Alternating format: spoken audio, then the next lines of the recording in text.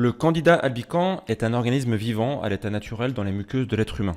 Cette levure, on la retrouve dans 80% de la population et en général, cela n'entraîne absolument aucun problème, aucune maladie, aucun symptôme. En revanche, lorsqu'il prolifère, le candida albicans est capable d'infecter la bouche, l'intestin, le vagin, la peau et les muqueuses. Et c'est quand le candida se développe de façon trop importante dans le corps que des pathologies importantes apparaissent. Dans cette vidéo, je vais vous présenter 9 symptômes auxquels il faut faire absolument attention qui peuvent indiquer que vous êtes infecté par le candida. Et on en parle en détail tout de suite.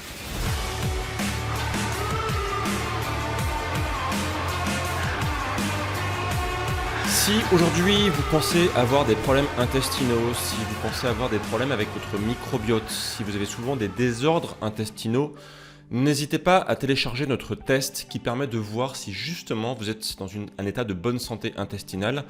Ce test, via différentes questions, va permettre de savoir si au final vous avez un intestin qui est en bon état ou au contraire un intestin qui a de nombreux problèmes, qui entraîne derrière de nombreux problèmes pathologiques, car oui, l'intestin est le centre de la santé et lorsque l'intestin va mal, beaucoup de choses vont mal. Donc il est absolument important, indispensable de prendre soin de votre intestin et si vous souhaitez savoir s'il est en bonne santé, je vous invite à télécharger le test, n'hésitez pas à le récupérer. Il est dans le premier lien dans la description de la vidéo. On vous l'envoie automatiquement par email et du coup je vous retrouve juste derrière pour commencer ce test. N'hésitez pas à le demander, c'est gratuit. La candidose est donc le nom qu'on donne à une prolifération de la candida. Cette levure vit normalement dans votre intestin et quand tout va bien, lorsque votre système immunitaire et votre pH intestinal restent normaux, votre niveau de candida reste tout à fait normal. En fait, la candida ne pose pas de problème en soi.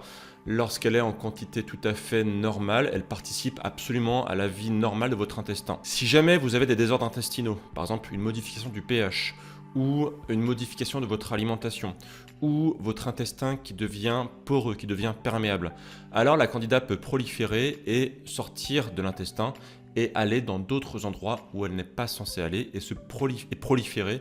Et c'est là justement que les problèmes peuvent commencer à apparaître. Pour savoir si vous avez une candidose, la façon la plus simple, c'est de faire un prélèvement. Le prélèvement, il va être analysé, mis en culture, etc. par un laboratoire. Et ensuite, donc, on aura la preuve que vous avez bien une candidose. Dans cette vidéo, donc, vous allez avoir 9 symptômes qui peuvent potentiellement indiquer que vous avez un problème avec la candida. Et plus vous avez de ces symptômes, plus le faisceau de présomption augmente, plus ça peut indiquer que vous avez effectivement une candidose. Dans ces cas-là, n'hésitez pas à passer à l'action. Je vous mettrai à la fin des ressources pour lutter contre la candida albicans.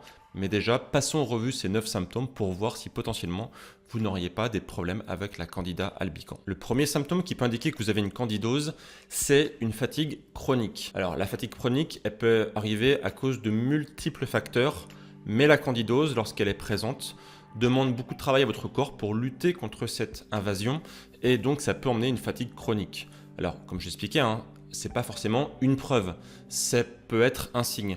Mais si vous êtes très souvent fatigué, que même après une très bonne nuit de sommeil, vous ne vous réveillez pas en pleine forme, ça peut potentiellement indiquer que votre corps a un ennemi contre lequel il doit lutter en permanence. Et donc ça peut indiquer que vous avez une candidose. Deuxième point, si vous suivez mes vidéos, vous savez que l'intestin est important dans la gestion des humeurs. Vous avez dans votre intestin des médiateurs, des neurotransmetteurs, des hormones qui permettent en fait à votre cerveau de recevoir des informations et ces informations vont être interprétées de votre côté en termes d'humeur. Notamment, une des plus connues, c'est la sérotonine par exemple. Et donc lorsque vous avez une dysbiose, c'est-à-dire une modification de l'équilibre au niveau de vos différents organismes vivants qui vivent dans votre intestin, cela peut emmener des problèmes sur l'humeur, sur la sécrétion de ce fameux neurotransmetteur, de ces hormones. Et si jamais vous avez des sauts d'humeur, des variations de tempérament, n'hésitez pas à vous demander si ça pourrait peut-être pas être lié justement à votre intestin. Souvent on pense que les désordres d'humeur, les modifications de l'humeur, c'est lié à la tête. Et en fait ça peut venir du bas, ça peut venir de l'intestin. Et donc ça peut être potentiellement un symptôme qui vous indique que vous pouvez avoir une candidose, une prolifération de la candida albicans. Troisième symptôme, spécialement pour les femmes, ça va être une recrudescence des infections vaginales et des infections urinaires. Si jamais vous avez ces symptômes qui arrivent très souvent, ça peut être lié au fait que la candida du coup migre dans des endroits qui ne sont pas censés être fait pour elle, mais si jamais elle est en surquantité, si jamais cette levure est trop présente, eh bien quand elle va arriver dans les voies vaginales, elle va se reproduire et cela peut emmener des infections importantes. Donc si vous avez une recrudescence des infections urinaires et vaginales, alors vous devez faire attention, c'est peut-être la Candida albicans qui est un petit peu trop présente. Troisième signe, c'est ce qu'on appelle le muguet, c'est-à-dire une prolifération de la Candida dans la partie donc de la bouche, et ça touche plus particulièrement les enfants chez qui le système immunitaire n'est pas complètement développé.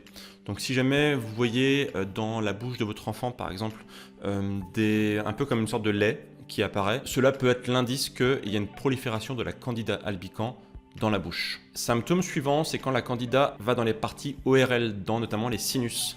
Dans ces cas-là, ça peut emmener des congestions, des allergies, des nez bouchés à répétition, une toux persistante, et en fait on se rapproche un petit peu des symptômes grippaux. Donc là aussi, c'est pas forcément simple à détecter parce que les symptômes sont pas forcément très précis. Donc encore une fois, c'est avec les différents symptômes que vous allez voir dans cette vidéo que vous pouvez avoir un faisceau de présomption parce que vous avez plusieurs indices qui sont ensemble. Le symptôme suivant, c'est bien sûr lorsque votre intestin est impacté.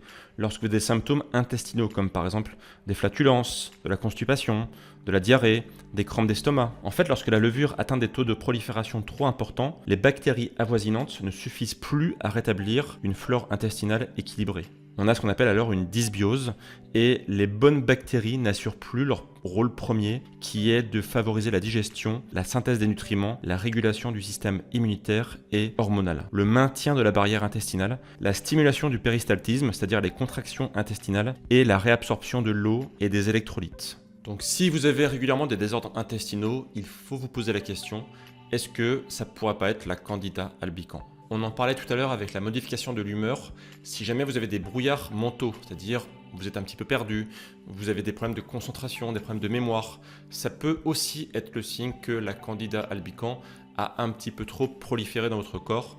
Donc il faut absolument prendre cet état en compte.